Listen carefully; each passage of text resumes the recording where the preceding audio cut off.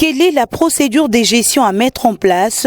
Définir la matrice des attributions des intervenants au projet, les frais à allouer aux intervenants, les études, la procédure de décaissement des fonds, l'exécution proprement dite du programme, autant des sujets abordés au cours de cette grande réunion de mise en œuvre du programme sino-congolais. Autour du ministre d'État, ministre en charge des infrastructures et travaux publics, le directeur de cabinet adjoint du chef de l'État, les conseillers du président de la République en charge des infrastructures, l'entreprise CISC, la CICOMINE, l'agence de pilotage, de coordination et des suivis des conventions de collaboration, la CGT, Alexis Guissaro-Mouvouni a tenu à clarifier le rôle que devra jouer chaque partie dans ce vaste programme sino-congolais qui rencontre aussi le programme quinquennal du gouvernement sur les infrastructures. Vous savez qu'on sort d'une crise avec le programme sino-congolais et on ne peut pas, la folie c'est faire la même chose et attendre des résultats différents.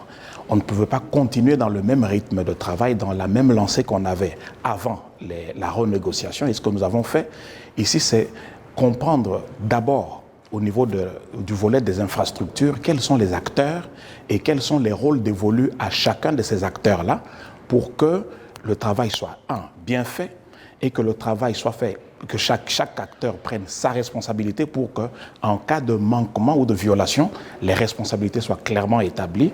Et 3, que les gens soient conscientisés sur les différentes implications de ce programme sur le quinquennat, le plan quinquennal de son Excellence Monsieur le Président de la République. Il ne s'est pas agi de revisiter ou de renégocier la convention, non, mais il s'est agi plutôt de s'entendre sur un mécanisme de mise en application de cette convention. Au sujet du lancement de la rocade de Kinshasa ce samedi 22 juin, dans le cadre de ce programme sino-congolais, le directeur général de l'APCSC parle d'un signal fort de la collaboration RDC-Chine. C'est une grande fête pour la famille du programme sino-congolais, une grande fête, parce que ce programme sino-congolais, il ne faut jamais qu'on l'oublie, je ne le dirai jamais assez, ce programme existe pour la construction des infrastructures.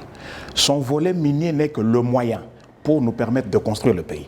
Malheureusement, pendant longtemps, les gens se sont rués ou concentrés seulement sur le volet, le projet minier, et ont presque ignoré le volet des infrastructures, et on s'est retrouvé avec un pays qui n'est pas construit alors que notre cuivre est exploité. Donc, avec le lancement de ces travaux, c'est un signal fort.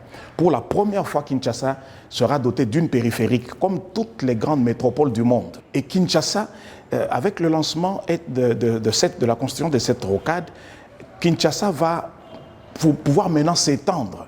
Parce que ce que la périphérique permet, c'est de créer la vie en dehors de la ceinture intérieure. Et donc, lorsqu'on parle de l'extension de la ville de Kinshasa, on ne peut pas l'avoir sans une périphérique. Et nous, aujourd'hui, nous sommes fiers que ce soit le programme sino-congolais qui lance cette première. Et tant du côté congolais que du côté chinois, la joie est totale. Au cours de cette réunion, il n'était pas question de revisiter ou de renégocier la convention, mais plutôt d'une entente de mécanismes de mise en application de ce programme sino-congolais.